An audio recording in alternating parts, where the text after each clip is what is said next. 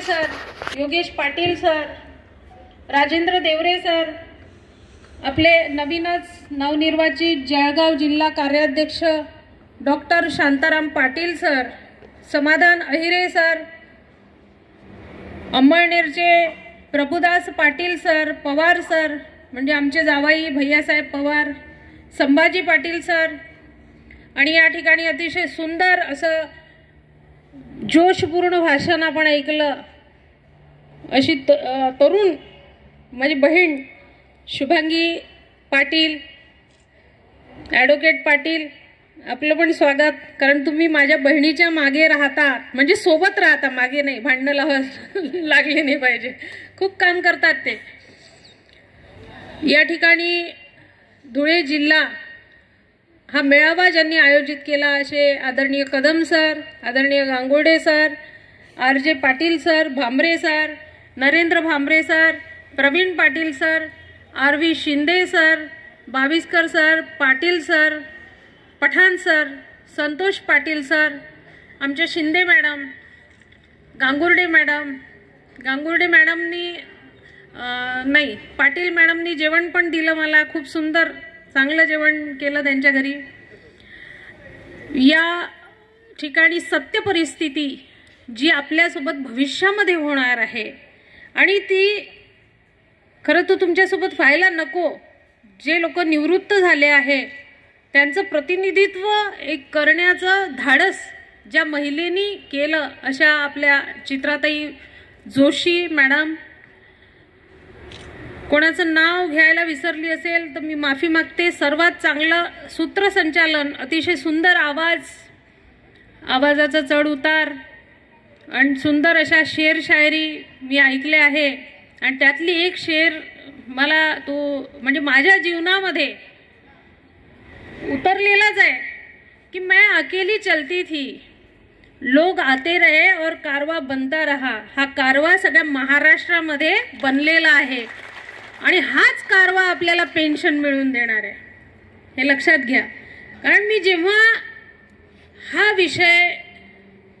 या विषयाचा अभ्यास केला, नोकरीला लागल्यावर मला माहित होतं मला पेन्शन नाही, कारण मी 2005 नंतर नोकरीला लागली आणि तेव्हा ते माहीत असताना मी नोकरी जॉईन केली, म्हणजे माझी मानसिकता त्या गोष्टीसाठी होती।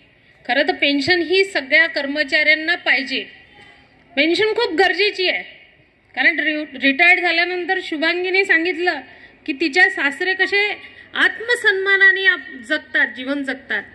प्रत्येकाचा मुलगा खराबच निघतो असं नाही, ते वागवतात, तो आपला म्हणजे मान सन्मान पण करतात, पण जो आत्मसन्मान असतो, 35 वर्ष नोकरी केल्यानंतर आपल्याला कुठेतरी असं वाटते की निवृत्तीनंतर आपणही कोणाला पैसे मागावे नाही, बीपीच्या गोळीसाठी पैसे द्या, डायबिटीसच्या गोळीसाठी पैसे द्या, कशाच्याही पैसे मागावे नाही, ही मानसिकता आपली कर्मचाऱ्यांची आहे आणि हा पेन्शनचा अधिकार प्रत्येक कर्मचाऱ्याचा आहे असं मला वाटते। तरीही 1 नोव्हेंबर 2005 नंतर जे वेगवेगळ्या विभागामध्ये नोकरीला लागले त्यांचं DCPS कपात सुरू आहे, हे लक्षात घ्या। आणि त्यानंतर मी बघितलं की आमच्या संस्थेची एक शाळा की जे शरद तिरमरे सर तिथे मुख्याध्यापक आहेत, आणि त्या शाळेतल्या शिक्षकांवर जेव्हा सगळ्यात पहिले तो तुमचं संघर्षमय जीवन आहे, जसं शुभांगीताई अघोषितसाठी लढतात तशी तुम्ही सुद्धा लढल्या। एके काळात तुम्ही विना अनुदानित शिक्षक होते, तुम्हालाही शासनाने खूप आंदोलन केल्यानंतरच तुम्हाला कुठेतरी 20%, 40%, कोणाला 80% आणि कोणाला 100% मिळाले। जेव्हा 100% मिळाले तेव्हा तो 100%वर जो कर्मचारी नियुक्त झालेला आहे, म्हणजे नियुक्ती पहिलेची पण 100%वर आला, तो राज्य शासनाचा कर्मचारी आहे, अशी राज्य शासनाची व्याख्या आहे, हे लक्षात घ्या। त्यानंतर तुम्हाला राज्य शासन त्यांचा कर्मचारी असं घोषित करतात खाजगी नियमावलीनुसार, आणि मग हे तुम्हाला तपासणी झाल्यावर शाळेची तुम्हाला पत्र 80चं आणि तुम्हाला किती अनुदान मिळालं? 20% अनुदान मिळालं. का मिळालं? कारण शासनाची परिस्थिती नाही. हेच उत्तर तुम्हाला तेव्हाही मिळत होतं आणि हेच उत्तर आता सुद्धा विना अनुदानित शिक्षकांना मिळते. अशा याच्यात आपण खूप भोळे आहोत. आपलं कसं आहे शिक्षकांचं, एक तर आपण साधारण व्यक्ती म्हणून एक पुढची पिढी घडवण्याचं काम करणारा अतिशय संयमी असा शिक्षक असतो. ही व्याख्याच आहे शिक्षकाची. आणि आज मिळेल उद्या मिळेल, मी तर 100%वरच लागली नोकरीला. पण मला तुमचं कौतुक वाटते की तुम्ही फ्री ऑफ चार्ज एवढं मोठं काम केलं. Free of charge. आता मी पाहते की अजूनही तुमच्या बरोबरीचे त्या आंदोलनामध्ये असतात, कारण त्यांना अजूनही 20% मिळाले नाही. आणि हे कोणामुळे झालं? हे फक्त शिक्षण विभागामध्ये ही परिस्थिती आहे, लक्षात घ्या. कुठे आहे ही? फक्त शिक्षण विभागामध्येच विना अनुदानित तत्वावर काम करणाऱ्या शिक्षकाची ही परिस्थिती निर्माण झालेली आहे. आणि मग अशातच तुम्हाला समजलं नाही तेव्हा मला असं वाटते, तेव्हा तर मी काही त्याच्यात नव्हती, पण जेव्हा 29/11/2010चा शासन निर्णय पारित झाला, तो DCPS इम्प्लिमेंट कसं करावं हे कोणासाठी आहे? 2005 नंतर नियुक्त झालेल्या कर्मचाऱ्यांसाठी, सर्व कर्मचाऱ्यांसाठी. आता याच्यामध्ये कधीही तुमच्या कोणत्याही शासन निर्णयामध्ये तुम्ही अभ्यास करा, त्यामध्ये कोणताच असा उल्लेख नाही की 2005 पूर्वी नियुक्त कर्मचारी असा कुठेच उल्लेख नाही. मग तुमची नियुक्ती दिनांक महत्वाची आहे. आणि मग नियुक्ती दिनांक महत्वाची आहे तर हे अधिकाऱ्यांना समजायला पाहिजे होतं. पण अधिकारी नेहमी काय करतात की किती शासनाचे पैसे वाचतात ते वाचवण्याचं काम अधिकारी करतात. म्हणजे मग मंत्री महोदय आपली पाठ थोपटतात, आपलं प्रमोशन सुद्धा त्या भरोशावर होते. ह्या सगळ्या गोष्टी आतमधल्या आहे. आणि त्यानंतर सगळे अनभिन्न होते, सगळे झोपलेल्या अवस्थेत होते आणि सगळे मला असं वाटते आनंदात होते की आम्हाला 100% मिळाले. त्यानंतर बरेच जणांचे GPF खाते सुरू झाले, काही जणांचे झाले नाही. आणि 29/11/2010चा शासन निर्णय आला, तो सगळ्यात घातक आपल्यासाठी ठरला. म्हणजे 1 नोव्हेंबर 2005 नंतर जे 100% अनुदानावर आले त्या कर्मचाऱ्यांसाठी त्याचा वेगळा अर्थ लावून प्रत्येक अधीक्षकांनी म्हणजे पे युनिट अधीक्षकांनी पत्र काढलं आणि त्यामध्ये बऱ्याच विभागामध्ये खाते बंद करणे, ज्यांचे चालू आहे ते बंद करण्याचे आदेश आले. आता काही मुख्याध्यापक एकदम आक्रमकपणे नाही खातं बंद करणार, काय करशील पाहून घे, काही घाबरले. अशा याच्यामध्ये बऱ्याच जणांचे म्हणजे 80% शिक्षकांचे खाते बंद झाले, चालू असलेले खाते बंद झाले.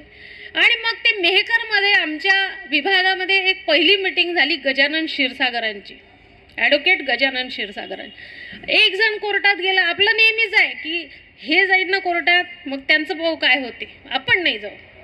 100 जणांची मीटिंग झाली, त्यात 25 जण फक्त कोर्टामध्ये गेले आणि त्यांना पहिला स्टे मिळाला आणि त्यांचं खातं ओपन झालं. आता त्यांचं खातं ओपन झालं म्हणून 25 जण पुन्हा गेले, पुन्हा 25 जण गेले. असं करता करता अनेक कर्मचारी, अनेक शिक्षक कोर्टामध्ये गेले. पण 2011 मध्ये मला ह्या सगळ्या गोष्टी माहीत झाल्या आणि त्यानंतर मोठं आंदोलन आम्ही नागपूरला गेलं. तेव्हा मी तुम्हाला सांगितलं की मी खूप कमी लोकांना घेऊन आंदोलन केलं. आणि विरोधी पक्षनेता विनोदजी तावडे होते, त्यांनी आमच्या पेंडॉलमध्ये येऊन त्यांनी सांगितलं की मी शिक्षण मंत्री होईल, आपलं सरकार येईल आणि मी तुम्हाला तुमची पेन्शन देईन. त्यानंतर खरंच असं झालं की ते शिक्षण मंत्री झाले, भारतीय जनता पार्टीचं सरकार आलं. मी कोणत्या पक्षावर बोलत नाही, बरं पहिलेच सांगते, पण जे सत्य आहे ते सांगते. आणि हे सगळं झाल्यावर त्यांना ते अमरावतीमध्ये आल्यावर 1 नोव्हेंबरलाच ते अमरावती युनिव्हर्सिटीचं काहीतरी उद्घाटनासाठी ते आले. आणि तेव्हापासून खरं सुरू झालं माझं हे काम की त्यांना कोणत्या कोणत्या पद्धतीने पकडायचं आणि त्यांना ती गोष्ट, तो विषय आठवण करून द्यायचा.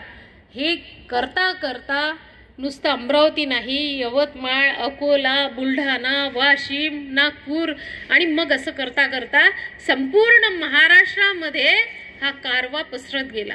कारण का की ते मध्यंतरी जे पत्र यायला लागले आणि त्यांचे GPF खाते बंद व्हायला लागले तेव्हा कुठे डोळे उघडायला लागले. हा विषय झोपलेल्या अवस्थेत होता. तेव्हा मी बघितलं की प्रत्येकाला असं हलवावं लागे की अरे तुझ्यावर अन्याय होत आहे. आणि त्यानंतर नाही, त्यांना असं वाटत होतं की नाही GPF चालू आहे ना माझं, मला पेन्शन मिळणार. हा एक खूप मोठा गैरसमज आहे अजूनही. ज्यांचे GPF खाते सुरू आहे, एक लक्षात ठेवा, तुम्ही कुठे जाणार नाही, तुम्ही काही वाचणार नाही. कधीही शासनाच्या मनात आलं तर तुमचं GPF खातं बंद होऊ शकते. आणि म्हणून झोपू नका. झोपलं तर आपल्याला काहीच मिळणार नाही, सगळं चाललं जाईल. कारण येणाऱ्या 5 ते 6 वर्षामध्ये बरीच मंडळी रिटायर्ड होणार आहे. आणि रिटायर्ड झाल्यावर ही अवस्था जोशी मॅडमनी सांगितली ती अवस्था आपली व्हायला नको, यासाठी संघर्ष करा. तुम्हाला मी असं म्हणत नाही की तुम्ही माझ्यासोबत सतत फिरा, असं म्हणत नाही. मी वाहून घेतला आहे स्वतःला. मी इलेक्शनमध्ये पडली, पराभव झाला. मी ठरवलं की पराभव झाला, आपल्याला तेवढ्या लोकांनी स्वीकारलं नाही, पण ज्या 5 ते 5.5 हजारांनी लोकांनी मतदान माझ्या भरोशावर केलं, एकही रुपया न घेता ज्यांनी मतदान केलं त्यांनी माझ्यावर विश्वास ठेवला. आणि त्या लोकांसाठी किंवा तुम्ही जे मंडळी आहे ज्यांना माझी गरज आहे त्यांच्यासाठी मी लढणार आणि तुम्हाला न्याय मिळवून देणार. आणि म्हणून हे घरदार, तुम्हालाही घर आहे, जसं जोशी मॅडमनी सांगितलं माझ्या घरी किती मोठे मोठे प्रॉब्लेम आहे हे त्यांनाच माहीत आहे. तरी हे सगळे बाजूला ठेवून की आपण आता काहीतरी काम करणार आहे, कोणासाठी काम करत आहे. जर तुम्हाला पेन्शन मिळाली तर कितीतरी घरामध्ये म्हणजे वेगळा दिवा, एक वृद्धत्वाचा दिवा तो लागेल आणि मला त्याचं समाधान मिळेल. मला काही 2 पैसे मिळणार नाही किंवा तुमचे पैसेही पाहिजे नाही मला, कारण मला पेन्शन नाहीच आहे. मला माहित आहे, मला बरेच जणांनी म्हटलं की पेन्शनचंच काम करता, 2005 नंतरचा विषय घेत नाही. पण जो म्हणतो त्यांनी पेन्शनचा अभ्यास करावा आणि त्यानंतर हा शब्द माझ्याशी बोलावा. मला माहित आहे की तुमचं विनाकारण अधिकाऱ्यांनी नुकसान केलं. आता ही जी महाराष्ट्राची टीम आहे, जी पूर्ण महाराष्ट्रामधली प्रत्येक जिल्ह्यामध्ये जी काम करणारी टीम आहे ती अतिशय चांगल्या पद्धतीने काम करत आहे. ज्या दिवशी मी हारली त्यानंतर मी 2 दिवस शांत राहिली आणि तिसऱ्या दिवशी काम सुरू केलं. पहिला मेळावा अमरावतीमध्ये घेतला आणि मग आता ठरवलं की प्रत्येक जिल्ह्यामध्ये जाऊन जनजागृती करावी आणि सगळ्यांना सांगावं की पहा, झोपू नका, कारण रात्र वैऱ्याची आहे. आपण जर झोपलो तर आपलं काही होणार नाही, शासनाला काही घेणं देणं नाही. जेव्हा आम्ही कोर कमिटीची झूम मीटिंग घेतली तेव्हा ठरवलं की प्रत्येक आमदार, कोणी मंत्री असो, कोणी मुख्यमंत्री असो, कोणी उपमुख्यमंत्री असो, कोणीही त्या शासनामधलं कोणतंही शासन, बरं जेव्हा जे शासन राहील, आता महाविकास आघाडीचं सरकार आहे, कोणीही आलं तरी त्याला तुम्ही निवेदन द्या. आणि त्या पद्धतीने टीम कोर कमिटी खूप छान पद्धतीने काम करत आहे. जयंत पाटील साहेब वरुडपासून सुरू झालं की वरुडला गेले, पहिले तर नागपूरला गेले, नागपूरला निवेदन त्यांना मेलवर केलं, त्यांनी पाठवलं, त्यांनी दिलं, वरुडवाल्यांनी दिलं. यवतमाळला गेले, यवतमाळवाल्यांनी दिलं. आज रिसोडला आहे, रिसोडवाले देतील.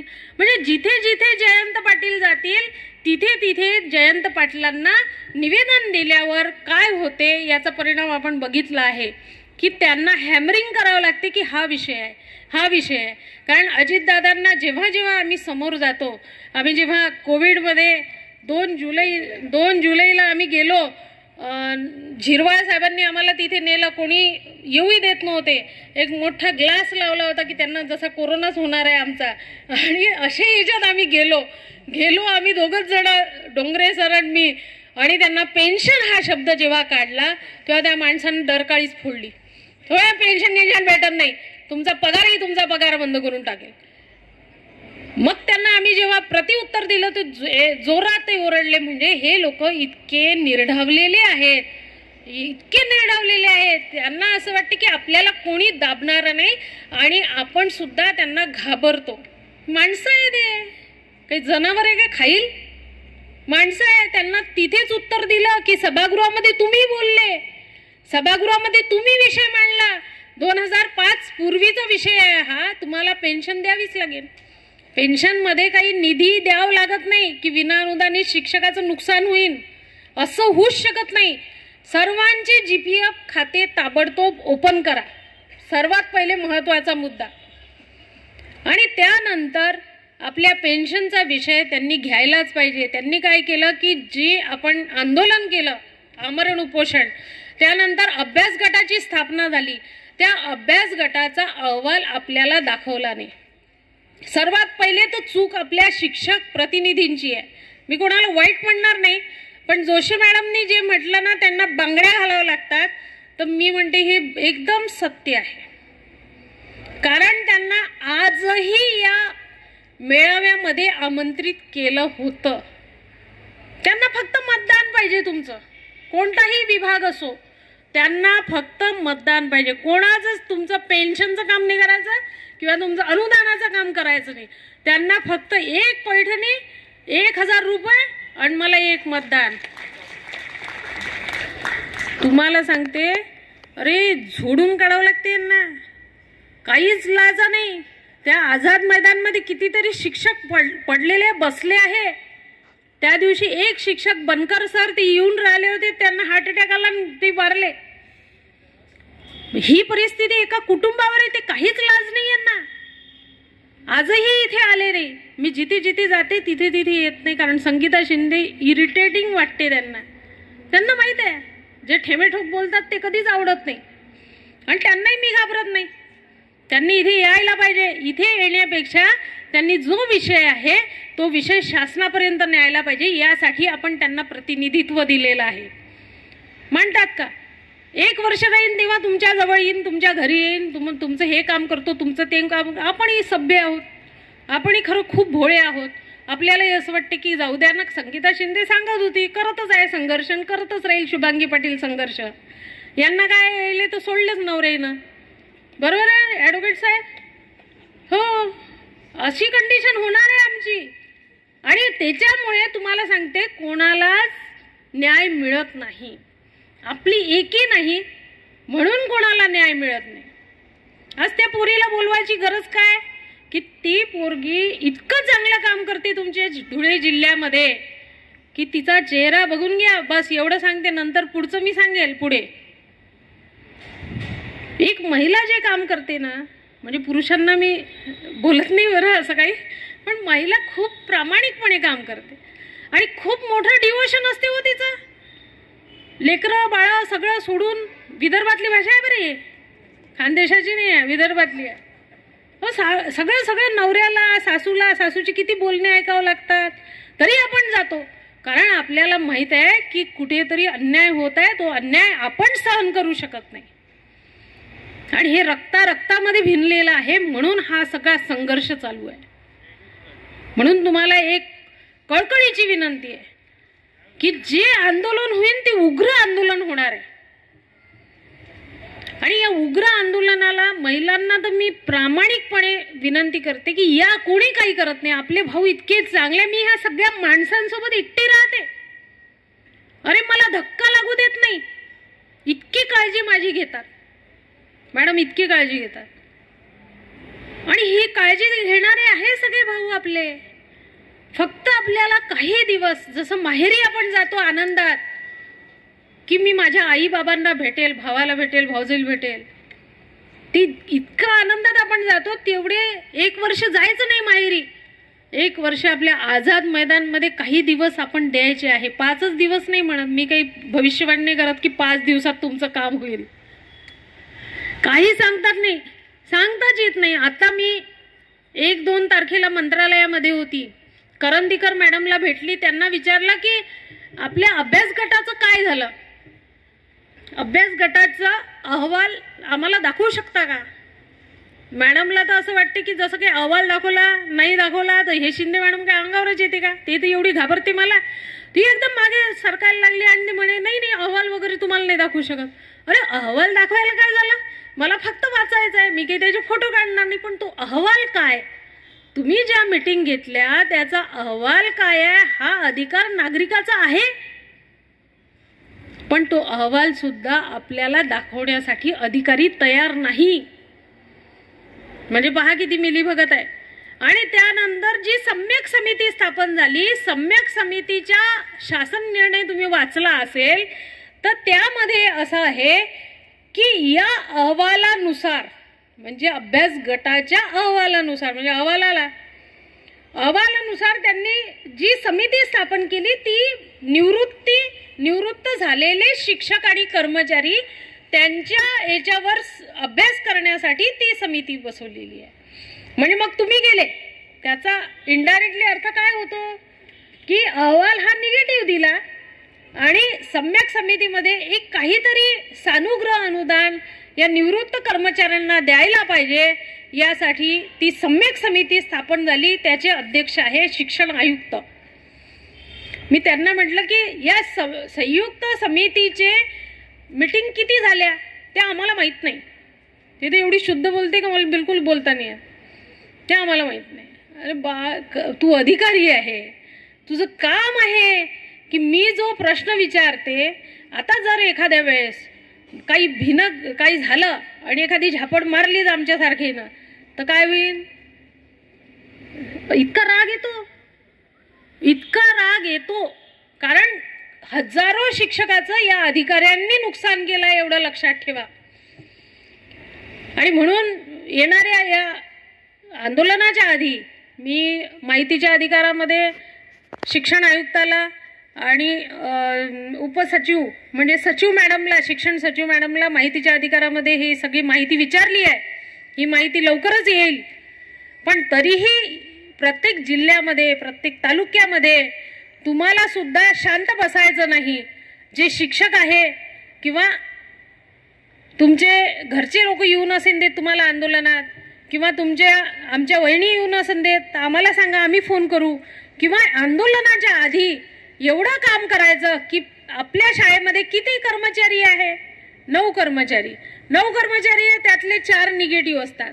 जा ना तू, ते शिंदे मॅडमले काम नेन, तुम्हाला काम नेन, जा तुम्ही, वाटल्यास ही पैसे घ्या, तिकीटचा खर्चही देतो पण आम्ही शाळेत शांतपणे राहतो. म्हणजे पेन्शन त्यांना माहित आहे. आमच्या इथे असंही झालं, घेऊन घ्या पैठणी, पेन्शन मिळेल तर सगळ्यांना मिळेल, अशी ही कंडिशन आहे. पण एक लक्षात ठेवा, जसं सांगितलं शुभांगीने की डोके मोजल्या जाते, डोकेच मोजल्या जातात. प्रत्येक वेळेस पहिल्या दिवसापासून तर शेवटच्या दिवसापर्यंत तुमचा किती प्रहार होतो, तुमचा किती दबाव निर्माण होतो शासनावर, हे पोलीस प्रशासन सगळं त्या ठिकाणी पूर्ण नमूद करतात आणि त्या ठिकाणी माहिती देतात.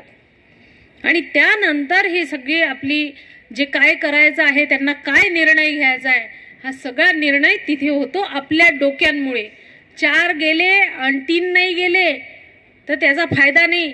संस्था अध्यक्षांनी जर म्हटलं की जायचं नाही, त्यांना म्हणायचं साहेब तुम्ही मला पेन्शन देता का, बस एवढाच प्रश्न विचारायचा. मुख्याध्यापकानं जर म्हटलं की जायचं नाही, मुख्याध्यापक साहेब तुम्ही देता का पेन्शन, कारण बऱ्याच शाळेमध्ये मुख्याध्यापकाला पेन्शन आहे, बरेच काही शिक्षक आहे त्यांना पेन्शन नाही किंवा शिक्षकांना लवकर लागले असतात, मुख्याध्यापक संस्थेचा जवळचा असतो तो मुख्याध्यापक बनतो लवकर तर त्याला पेन्शन नसते, असंही आहे. बऱ्याच शाळेमध्ये वेगवेगळ्या पद्धतीने आहे.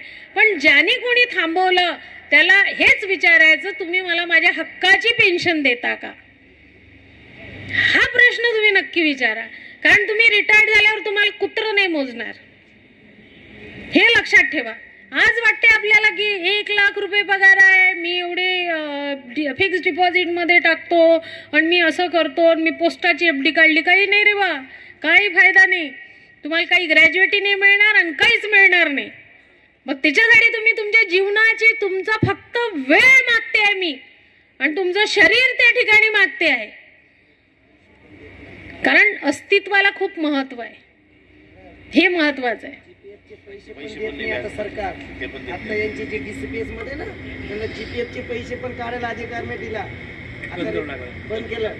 तुमचे जीपीएफचे पैसे अडकून, म्हणजे ज्यांचं जीपीएफ खातं आहे आणि तुम्हाला परतावा ना परतावा जो असतो ते पैसे जर काढायचे असेल तर तुम्हाला ते सुद्धा बऱ्याच जिल्ह्यामध्ये काढू देत नाही. 6व्या वेतन आयोगाचा पहिला हप्ता सुद्धा तुम्हाला, पहिला काय दुसरा नाही पहिला नाही कोणताच मिळाला नाही तरी आपण शांत आहोत.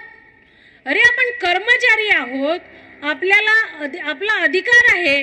आपला अधिकार म्हणजे आपलं वेतन आहे, कारण आपण काम करतो. अजितदादाला काय आहे? मग त्यांनी, मी तर म्हणते की आमदाराची 2005 नंतर जे जे आमदार झाले त्यांची पेन्शन बंद करण्याची धमक ठेवावी, हे सुद्धा आंदोलन केलं होतं. तिथे एक आमदार तिथे आले नाही. पहा त्यांची युनिटी किती. जेव्हा मी नागपूरला आमदार खासदाराची पेन्शन बंद करा, नाही तर सर्व कर्मचाऱ्यांना जुनी पेन्शन योजना लागू करा असं आंदोलन केलं, तर सभागृहामध्ये काय डेलिगेशनला सुद्धा मला बोलावलं नाही. म्हणजे त्यांची एकी पहा, आणि आपली एकी नाही म्हणून हे सगळे प्रश्न या शिक्षण विभागामध्ये सगळे उपस्थित राहतात आणि सगळे आपल्याला भोगावे लागतात. आणि येणाऱ्या काळामध्ये तुम्हाला अजूनही सांगते की कोणतेही मंत्री आले, कोणतेही आमदार असेल, तर एका व्यक्तीने जर फोन केला की मॅडम आपल्याला जायचं आहे, सर आपल्याला जायचं आहे, लगेच तयार व्हायचं. हा विचार करू नका की मला मार्केटमध्ये जावं लागते, मला घरचे कामं. आपण घरचे कामं खूप चांगल्या पद्धतीने हाताळतो. लवकर करायचे आणि पहिले निवेदन द्यायला जायचं आणि त्यांना सांगायचं, त्या व्यक्तीला हे सांगायचं. तुम्हाला मी अजून सांगते, पेन्शन म्हटलं तर त्यांचे डोळे असे वरती जातात. का बरं? की त्यांचा अजूनही ग्रह आहे. पेन्शन ही 2005 नंतर सगळ्यांची बंद केलेली आहे. पण त्यांना हे सांगायचं की आमची नियुक्ती 2005 पूर्वीची आहे आणि अधिकाऱ्यांनी आमची पेन्शन जीपीएफ खातं बंद केलं सांगा सगळ्यांनी. चालू असेल तरी सांगा, कारण तुमचं येणाऱ्या काळामध्ये असं राहिलं तर बंद होणार आहे. आणि आमचा अधिकार जो आहे तो अधिकार आम्हाला मिळाला पाहिजे, यासाठी हे निवेदन आहे. जास्त बोलू नका. जास्त त्यांना समजावून सांगितलं डोक्यावरून जाते. फक्त त्यांना 2005 पूर्वीचा, म्हणजे मी 96 मध्ये लागलो, 92 मध्ये लागलो, तरी माझी पेन्शन या अधिकाऱ्यांच्या चुकीमुळे गेली. कारण मी वित्त विभागामध्ये अवर सचिवांना जेव्हा भेटली तेव्हा त्यांनी सांगितलं की सगळं काही तुमच्या बाजूनी आहे, सगळं काही तुमच्या बाजूनी आहे. फक्त शासनाने जर ठरवलं तर तुम्हाला जुनी पेन्शन योजना लागू होणार. आणि त्यासाठी आपल्याला येणाऱ्या काळामध्ये मी जेव्हा सांगेल तेव्हा आपल्याला मोठं आंदोलन करायचं आहे. आंदोलन हे एका दिवसाचं राहणार नाही. आणि आंदोलनापूर्वी जी तयारी करायची आहे ती सुद्धा आपण मागच्या वेळेस जी वातावरण निर्मिती केली होती ती सुद्धा वातावरण निर्मिती आपल्याला सगळ्यांना करायची आहे. यासाठी हा मेळावा घेतलाय. अजून जे या मेळाव्यात आले नसेल, फोटो पाहून ते सांगतील की काय फायदा आहे, त्यांना समजावून सांगा, अरे पस्तावशील, तुझ्यासोबत मला पस्तावा लागेल, म्हणून सुधर, आत्ताच सुधर, हे त्याला ठेमे ठोकपणे समजावून सांगा आणि त्यांचे डोळे उघडून द्या. त्यांना या जोशी मॅडमचा अनुभव सांगा. ते मुश्ताक सर आहे आमचे, की ते HM होते, मुख्याध्यापक होते चांदूर बाजारला मोठ्या उर्दू शाळेमध्ये. आज ते काय करतात की वेल्डिंगच्या मशीनवर काम करतात. त्यांचं वय आहे वेल्डिंगच्या मशीनवर काम करण्याचं? आहे का वय? मग कोणतंही शासन आलं तरी आपल्यावर अन्याय करणार, कारण आपण आक्रमक भूमिका घेत नाही म्हणून आपल्यावर अन्याय होतो. आणि हेच आज या ठिकाणी सांगण्यासाठी मी अमरावतीवरून आली. मी प्रत्येक ठिकाणी जाणार आहे. योगेश सरांनी जो विषय मांडला की मी येते, एवढे पैसे लागतात, मी ते त्या पैशाचा सुद्धा विचार याच्यासाठी करत नाही की माझं ध्येय आहे तुम्हाला तुमचा न्याय मिळवून द्यायचा, आणि ते ध्येय मी पूर्ण करणारच हा विश्वास या ठिकाणी देते आणि थांबते. जय हिंद, जय भारत.